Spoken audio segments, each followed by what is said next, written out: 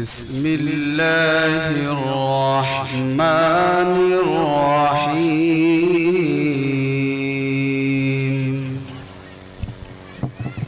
السلام علیکم ورحمۃ اللہ وبرکاتہ. بسم اللہ الرحمن الرحیم. الحمد للہ رب العالمین والصلاة والسلام علی سید المرسلین وعلی آلہ وصحبہ اجمعین. اما بعد. میرے بھائیوں اور بزرگوں، ہمارے درمیان ہمارے بیچ حضرت مولانا وسیم احمد صاحب تشریف فرما ہیں. ہماری خواہش تو یہ ہے کہ ہم انہی سے سنیں، اس لیے کہ اللہ والوں کے دلوں سے جو بات نکلتی ہے چاہے آہستہ آہستہ کیوں نہ ہو وہ دلوں پر اثر کرتی ہے. دل سے جو بات نکلتی ہے وہ دل پر اثر کرتی ہے، زبان سے جو بات نکلتی ہے وہ دل پر اثر نہیں کرتی. میں دارالعلوم دیوبند میں پڑھ رہا تھا تو اخلاص کی بات آئی تو حضرت مفتی محمود حسن صاحب اللہ پاک ان کی قبر کو نور سے بھر دے، ان کے درجات کو بڑھائے، انہوں نے ایک واقعہ سنایا، دل بننے کا، زبان بننے کا ایک واقعہ سنایا. انہوں نے یہ سنایا کہ ایک شہزادے کو سانپ نے ڈس لیا، بے ہوش پڑا ہوا تھا. جھاڑ پھوٹ کرنے والے، انتر منتر پڑھنے والے وہ بھی آ رہے ہیں، جھاڑ پھوٹ کر رہے ہیں، کچھ نہیں. بہترین قاری، شاندار قرآن پڑھ کر کے پھونک رہے ہیں لیکن کوئی اثر نہیں پڑ رہا ہے. ایک دیہاتی بیچارہ دیہات سے آیا اور اس نے قرآن کی تلاوت کی، سورہ اخلاص کی، قل هو اللہ کی. مفتی صاحب نے قرآن پڑھ کے سنایا. اس طرح قرآن پڑھا: اعوذ باللہ من الشیطان الرجیم، بسم اللہ الرحمن الرحیم، قل هو اللہ احد اللہ الصمد لم یلد ولم یولد ولم یکن لہ کفوا احد. ٹھیک ہو گیا، کھڑا ہو گیا. اب جتنے قاری تھے بہترین قرآن پڑھنے والے وہ سب کے سب دانت پیسنے لگے کہ ہم نے اچھا قرآن پڑھا، تجوید کے ساتھ پڑھا، کوئی اثر نہیں، اور اس شخص نے غلط قرآن پڑھا اور یہ ٹھیک ہو گیا. اس دیہاتی نے جو جواب دیا میں وہی سنانا چاہتا ہوں. دیہاتی نے کہا سنو، دانت مت پیسو، ناراض مت ہونا، تم نے زبان پر محنت کی، تمہاری زبان اچھی ہوئی، لیکن دل پر محنت نہیں کی، اس لیے تمہارا دل اچھا نہیں ہوا. اور زبان سے نکلنے والی بات اس وقت اثر انداز ہوتی ہے جبکہ دل اچھا ہو. ہم نے دل پر محنت کی، ہمارا دل اچھا ہوا. ہم نے زبان پر محنت نہیں کی، اس لیے ہماری زبان اچھی نہیں ہوئی. ہمارا دل اچھا ہے، اس لیے زبان سے ٹوٹے پھوٹے الفاظ جو بھی نکلے وہ اثر انداز ہوئے. حضرت مولانا کی بات جو ہوگی بہت قیمتی ہوگی اور اثر انداز ہوگی، اس لیے ہم تو چاہتے ہیں کہ انہی کی بات سنیں. لیکن میں 10 سے 15 منٹ کے اندر اپنی بات ختم کرتا ہوں اور میں یہی چاہوں گا کہ حضرت کی بات سے ہم لوگ زیادہ سے زیادہ استفادہ کر سکیں. پہلی بات تو یہ ہے کہ قاری علاء الدین صاحب نے یہ لڑکیوں کا ادارہ قائم کیا. عام طور سے ہمارے اکابر لڑکیوں کے ادارہ قائم کرنے کے حق میں نہیں تھے اور اس کو جائز نہیں سمجھتے تھے. عام طور سے ہمارے اکابر اس کے عدم جواز کے قائل تھے. مفتی کفایت اللہ صاحب مفتی اعظم نے کفایت المفتی میں یہ فتویٰ دیا. ان سے سوال کیا گیا تو انہوں نے جواب دیا کہ پردہ شرعی کی رعایت کے ساتھ ضرورت کی بنیاد پر ادارہ قائم کر کے لڑکیوں کو تعلیم دی جا سکتی ہے. مفتی کفایت اللہ صاحب نے اپنے اکابر میں سے فتویٰ دیا ہے، ورنہ عام طور سے اس کے عدم جواز کے قائل تھے.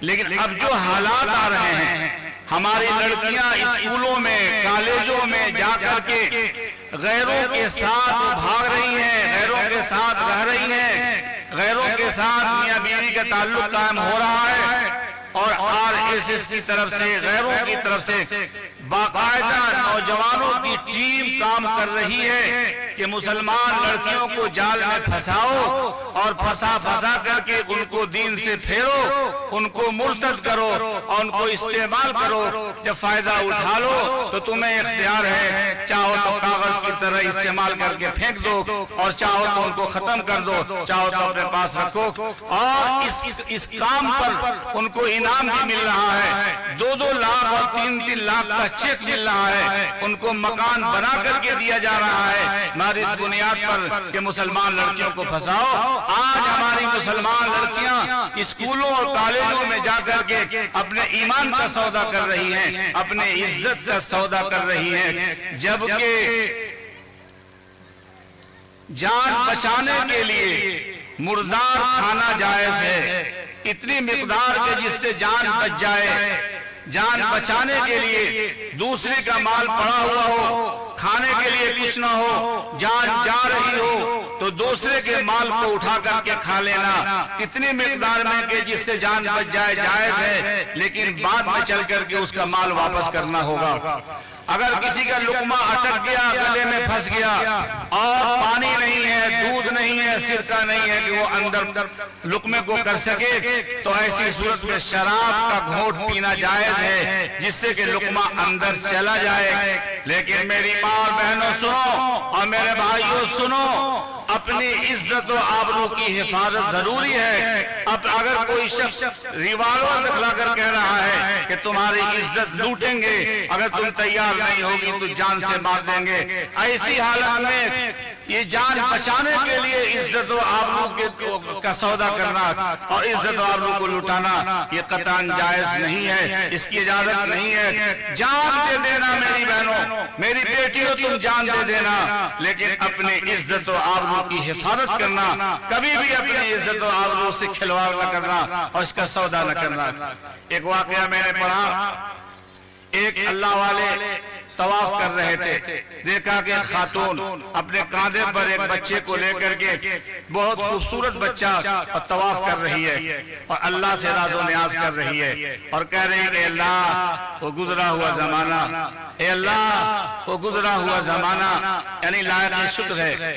اللہ والے نے پوچھا وہ کون سا گزرا ہوا زمانہ؟ اس نے کہا، اس نے واقعہ سنایا، کہا کہ میں جہاز میں سفر کر رہا تھا، پانی جہاز میں، سمندر میں ایک طوفان آیا، جہاز الٹ گیا اور جتنے جہاز کے اندر لوگ تھے سب کے سب غرق ہو گئے، 3 آدمی بچ گیا۔ ایک تختے پر میں تھی اور میرا بچہ یہ تھا، اور دوسرے تختے پر ایک حبشی تھا، یہی 3 آدمی بچے ہوئے تھے۔ اس حبشی نے مجھ کو دیکھا، تختے سے قریب کرتے کرتے میرے قریب ہو گیا اور میرے تختے پر آ گیا، اپنے تختے کو چھوڑ دیا۔ اس نے غلط کام کرنے کا ارادہ کیا۔ میں نے اس کو سمجھایا کہ یہ مصیبت کا وقت ہے، اس مصیبت کے وقت میں اللہ کے واسطے تم اس غلط کام سے توبہ کرو، غلط کام نہ کرو۔ اس نے کہا چھوڑو اپنی تقریر، غلط کام کر کے رہیں گے۔ انہوں نے کہا میرا بچہ ہے ذرا سلا دینے دو، کہا کہ بچے کو چھوڑو، بچے کو پکڑا سمندر میں ڈال دیا۔ اس کے بعد وہ خاتون اللہ کی طرف متوجہ ہوئی،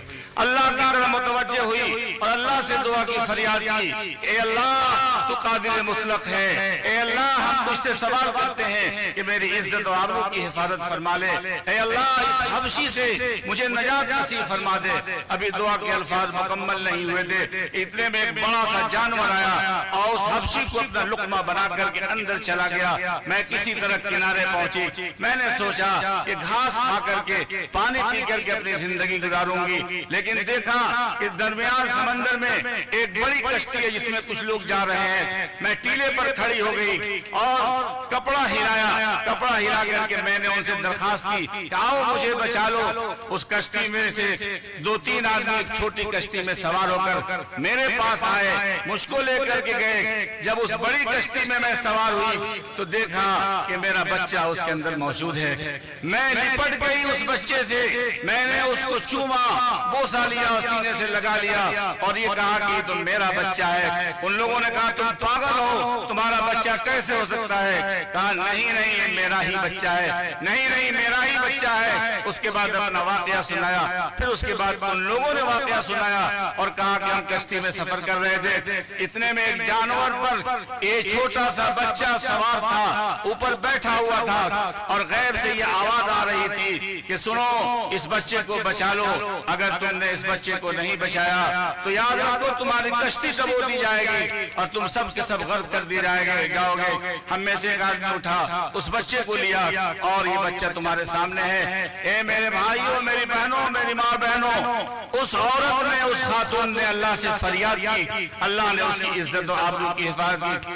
آج ہمارے معاشرے میں کیا ہو رہا ہے؟ ہمارے معاشرے میں قسطہ پر، یہ قسطہ یعنی سودی کر دیا جا رہا ہے، اور خاص طور سے نوجوان عورتوں کو دیا جا رہا ہے، بوڑھی عورتوں کو نہیں، نئی نویلی دلہنوں کو یہ قرض دیا جا رہا ہے، اور غیر مسلم عورتیں باقاعدہ جماعت بنا کر کے محلہ محلہ جا کر، گھر گھر جا کر کے ان کو اس بات پر آمادہ کرتی ہیں کہ ایسا کرو کہ تمہارا شوہر باہر رہتا ہے، وقت پر پیسہ نہیں ملتا، تم کو ضرورت ہے، تم قرض لیا کرو، اور قرض کی ادائیگی قسط پر کر دینا، کوئی پریشانی اور دشواری نہیں ہے۔ ایک دو قسط کی ادائیگی میں اگر دشواری اور تاخیر ہو تو اس کے بعد وہ آ کر کہتی ہیں کہ چلو تم کو دفتر میں بلایا جا رہا ہے، دفتر میں وہ عورتیں جاتی ہیں، اور پھر ان کے ساتھ وہ بدتمیزی کی جاتی ہے جو بیان سے باہر ہے۔ اے میری ماں بہنوں، فاقے کی نوبت آ جائے برداشت کر لینا، ایک وقت کھانا اور ایک وقت فاقہ کرنا، جھوپڑی میں رہنا اور اپنے خواہشات کو دبا کر کے رکھنا، لیکن ایسے سودی قرض سے تم بچنا، ایسے ہی سودی کر دینا عام حالات میں جائز نہیں ہے، خاص طور سے جب عزت لوٹی جا رہی ہے۔ اس لیے میں مولانا علاء الدین صاحب کو، قاری علاء الدین صاحب کو یہ مبارکباد پیش کر رہا ہوں کہ انہوں نے ادارہ قائم کیا اور اس علاقے کی ضرورت کو پوری کرنے کی کوشش کر رہے ہیں۔ ہم دعا کرتے ہیں کہ اللہ پاک ان کے ادارے کو ترقیات سے نوازے اور خوب آگے بڑھائے، ترقی کے اسباب خزانہ غیب سے مہیا فرمائے۔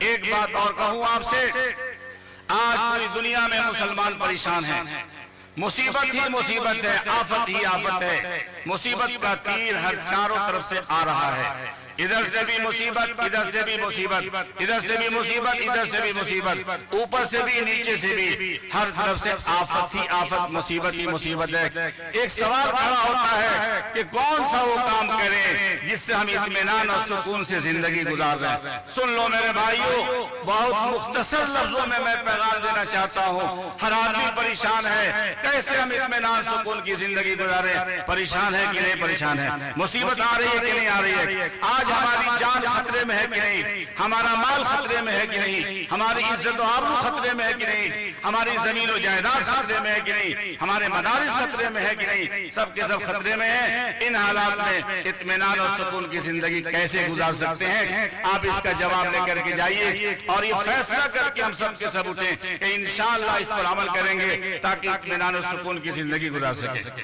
یہ سوال حضرت موسیٰ علیہ السلام کے زمانے میں یہ ایک بہت بڑا فلسفی افلاطون بہت بڑا فلسفی تھا، اس کے ذہن میں اس زمانے میں یہ سوال آیا تھا جو آج ہمارے زمانے میں پیدا ہوا ہے، ہمارے سامنے بھی یہ سوال آ گیا ہے۔ اس کا ایک سوال تھا، بہت سارے لوگوں سے سوال کیا لیکن اس کا جواب نہیں ملا، کچھ لوگوں نے جواب دیا تو اطمینان نہیں ہوا۔ حضرت موسیٰ کو دور سے دیکھا، قریب پہنچا، سوچا کہ ہو سکتا ہے کہ یہ ہمارا جواب دے دے۔ قریب پہنچ کر کہا میرا ایک سوال ہے جس کا جواب نہیں مل پا رہا ہے۔ کہا کیا سوال ہے؟ جلدی تم اپنا سوال کرو۔ آپ سوال سنیے گا، بالکل اس زمانے میں وہ سوال فٹ آ رہا ہے، حضرت موسیٰ کا جواب بھی فٹ آ رہا ہے۔ اس نے سوال کیا کہ یہ بتائیے کہ پورا آسمان کمان ہو، کیا کہا؟ پورا آسمان کمان ہو، مصیبت کا تیر ہو، تیر پھینکنے والا اللہ ہو، ساری زمین اس کا میدان ہو۔ پھر سے سوال سنیے، پورا آسمان کمان ہو جس سے تیر پھینکتے ہیں، اور مصیبت کا تیر ہو، تیر پھینکنے والا اللہ ہو، ساری زمین اس کا میدان ہو، تو ایسی صورت میں مصیبت کے تیر سے کیسے بچا جا سکتا ہے؟ ظاہر سی بات ہے، دماغ کو چکرا دینے والا سوال۔ جہاں بھی جائیں گے آسمان کے نیچے رہیں گے، زمین کے اوپر رہیں گے، اللہ کے علم میں رہیں گے، اللہ تیر کا مصیبت کا تیر پھینکنے والا کہاں بھاگ کر کے جا سکتے ہیں؟ چکرا دینے والا۔ لیکن حضرت موسیٰ نے فرمایا جواب تو بالکل آسان ہے، جواب تو بالکل آسان ہے۔ کہا کیا جواب آسان ہے؟ ذرا بتائیے تو۔ کہا کہ دیکھو تم نے کہا کہ تیر پھینکنے والا اللہ ہو، تیر پھینکنے والے کے قریب آ جاؤ، مصیبت کا تیر نہیں لگے گا۔ تیر آدمی پھینکتا ہے دور جا کے گرتا ہے، قریب والے کو تیر نہیں لگتا۔ جب تم کہہ رہے ہو کہ تیر پھینکنے والا اللہ ہو تو اللہ کے قریب آ جاؤ، مصیبت کا تیر نہیں لگے گا۔ اے میرے بھائیو، ہم سب کے سب ٹھنڈے دل سے سوچیں، اپنے سینے پر ہاتھ رکھ کر کے سوچیں کہ آج مصیبت کا تیر جو آ رہا ہے وہ اس لیے لگ رہا ہے کہ آج ہم سب کے سب اللہ سے دور ہو گئے ہیں۔ یہ تو نہیں کہہ سکتا کہ ہمارا رشتہ اللہ سے ٹوٹ گیا ہے، نہیں، کلمہ طیبہ لا الہ الا اللہ محمد الرسول اللہ کے پڑھنے والے، ہمارا رشتہ تو مضبوط ہے، ہمارا رشتہ تو ہے جڑا ہوا، لیکن کمزور ہو چکا ہے، ہم اللہ سے دور ہو چکے ہیں۔ اس لیے آج پورا مجمع فیصلہ کرے کہ انشاءاللہ ہم اللہ سے قریب ہوں گے۔ اللہ سے قریب ہونے کا کیا مطلب؟ اللہ تو کہتا ہے وَنَحْنُ أَقْرَبُ إِلَيْهِ مِنْ حَبْلِ الْوَرِيدِ، ہم تمہارے شہرک سے بھی زیادہ قریب ہیں۔ اللہ تو ہمارے شہرک سے بھی زیادہ قریب ہے، تو پھر قریب ہونے کا کیا مطلب؟ قریب ہونے کا مطلب یہ ہوا کہ اللہ نے جن کاموں کے کرنے کا حکم دیا ان کاموں کو کریں، اور جن کاموں سے منع کیا ہے ان کاموں سے رک جائیں۔ یہی ہے اللہ سے قریب ہونے کا مطلب۔ آخری پیغام دے کر بس 2-4 منٹ میں 5 منٹ اپنی آپ بات ختم کرتا ہوں۔ آخری پیغام دے کر وہ یہ ہے کہ ایک مرتبہ ایک صاحب اپنے کھیت سے کما کر کے آ رہے تھے، سامنے حضور اکرم صلی اللہ علیہ وسلم تشریف لائے، آپ نے السلام علیکم کہا۔ آپ کا معمول تھا کہ سلام کرنے میں پہل کیا کرتے تھے، جیسے ہم لوگ پہیلی بجھول بجھاتے ہیں اسی طرح فقہا بھی بجھول بجھاتے ہیں پہیلی، اور یہ کہتے ہیں کون سی وہ صورت ہے کہ جس میں سنت کا ثواب واجب سے بڑھا ہوا ہے، سنت کا ثواب واجب سے بڑھا ہوا ہے، یہ بجھول بجھایا فقہا نے۔ وہ یہی صورت ہے، سلام کرنا سنت اور سلام کا جواب دینا واجب، یہ سنت کا ثواب واجب سے بڑھ گیا ہے۔ آپ صلی اللہ علیہ وسلم سلام میں پہل کیا کرتے تھے، آپ نے سلام کیا، ہاتھ بڑھایا مسافر کے لیے، صحابی کے ہاتھ میں مٹی لگی ہوئی تھی، آپ صحابی نے اپنا ہاتھ کھینچ لیا، اس لیے کھینچ لیا تاکہ میرے ہاتھ کی مٹی ہمارے نبی حضور اکرم صلی اللہ علیہ وسلم کے ہاتھ میں نہ لگ جائے، اس لیے اپنا ہاتھ کھینچ لیا۔ آپ صلی اللہ علیہ وسلم نے فرمایا تم اپنا ہاتھ بڑھاؤ۔ آپ نے ان کے ہاتھ کو لیا اور ان کے ہاتھ کو چوما اور چوم کر کے فرمایا کہ تم نے اپنا ہاتھ اس لیے کھینچ لیا تھا کہ تمہارے ہاتھ میں مٹی لگی ہوئی تھی، تم نے یہ سمجھا کہ تمہارے ہاتھ کی مٹی میرے ہاتھ میں لگ جائے گی۔ سنو، جس ہاتھ پر حلال روزی کمانے کی وجہ سے مٹی لگی ہوئی ہو اس ہاتھ پر جہنم کی آگ حرام ہے۔ تمہارا ہاتھ مبارک ہے اس لیے میں نے تمہارے ہاتھ کو چوم لیا۔ اے لوگو، حلال روزی کمانا بھی یہ جس طرح نماز فرض ہے، روزہ فرض ہے، صاحب نصاب پر زکوٰۃ فرض ہے، اسی طرح حلال روزی کمانا بھی فرض ہے۔ آج ہم نے تجارت کو چھوڑ دیا، صحابہ کرام نے تجارت کو لیا، غیروں نے ہماری تجارت کو اٹھا لی، ہم تجارت کے پیچھے رہ گئے، جس کا نتیجہ یہ ہوا کہ آج ہم ہر اعتبار سے، معاشی اعتبار سے بہت زیادہ کمزور ہیں۔ حضور اکرم صلی اللہ علیہ وسلم نے فرمایا التاجر الصدوق تحت ظل العرش یوم القیامہ، التاجر الصدوق مع النبیین والصدیقین والشہداء والصالحین، سچا تاجر، صحیح تجارت کرنے والا قیامت کے دن اللہ کے عرش کے سائے میں ہوگا، نبیوں کے ساتھ، صدیقین اور شہداء اور صالحین کے ساتھ ہوگا۔ تجارت میں 10 حصوں میں سے 9 حصے روزی تجارت میں ہے اور 1 حصہ روزی اور چیزوں میں ہے۔ ہمیں تجارت کرنی چاہیے، تجارت کا مزاج بنانا چاہیے۔ اور ہم لوگ کہتے ہیں 2 لاکھ 5 لاکھ ہو تب تجارت کریں گے، نہیں، 500 سے تجارت کیجئے، 1000 روپے سے تجارت کیجئے۔ یہ سکھوں میں کیا ہے، کوئی سکھ بھیک مانگتا ہوا نظر نہیں آتا، اور لوگ تو مانگتے ہیں لیکن سکھ بھیک مانگتا ہوا نظر نہیں آتا۔ اگر کوئی سکھ بھیک مانگے تو ان کی کمیٹی کے لوگ اس کو پکڑتے ہیں، 500 روپے دیتے ہیں، کہتے ہیں بالٹی خریدو اور برف ڈال کر کے پانی بیچو اور اس کے ذریعے سے تم آگے بڑھو۔ وہ 500 روپیہ سے برف ڈال کر پانی بیچنا شروع کرتا ہے اور کروڑ پتی ارب پتی ہو جاتا ہے۔ اس لیے میرے بھائیوں، تجارت کریں، معاشیات کو بھی درست کریں اور مضبوط کریں۔ بس اپنی بات ختم کرتا ہوں اس لیے کہ وقت نہیں ہے اور ہمارے اکابر موجود ہیں۔ اللہ پاک ہم سبوں کو عمل کی توفیق عطا فرمائے۔ وآخر دعوانا الحمدللہ رب العالمین۔